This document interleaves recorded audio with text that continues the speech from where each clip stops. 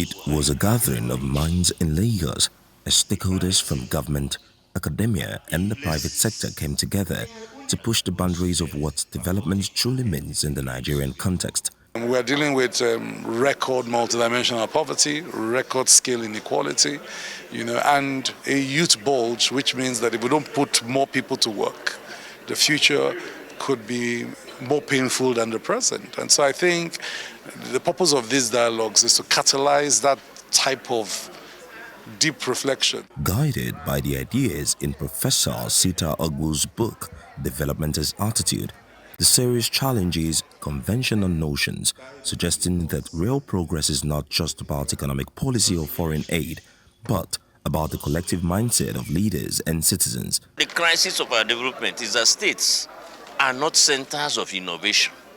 They are not centers of prosperity. A state government doesn't care about the poverty index in their state, and is not held responsible for moving that poverty index in the positive direction. So there is the absence of accountability, meaning it doesn't really matter what you do and how you perform. In fact, we have become a nation that promotes people who are not supposed to promote and honor people who are not supposed to honor. So we have an ideological base for moving forward. One, no one left behind. Two, education is critical to progress. Invest enough in education and healthcare, bearing in mind that nobody should be left behind, who will compete and will be one of the great places to live on the planet. This state of begging must stop. This state of thinking that anything outside ourselves is the best must stop.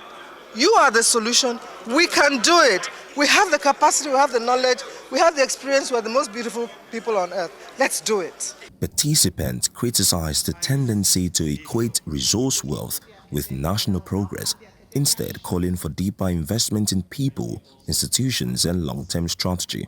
You can't take away the criticality of leadership in whether we make progress or not. And central to the idea of leadership, it's not just the knowledge, it's not just the intellectual capacity, but it's the attitude that leaders take to their office. And if we have the right leaders in positions of authority who are making the right decisions, the progress that we will make will be profound. The compelling call to development and being attitudinal about it, being intentional about it instead of being accidental is something very, very compelling and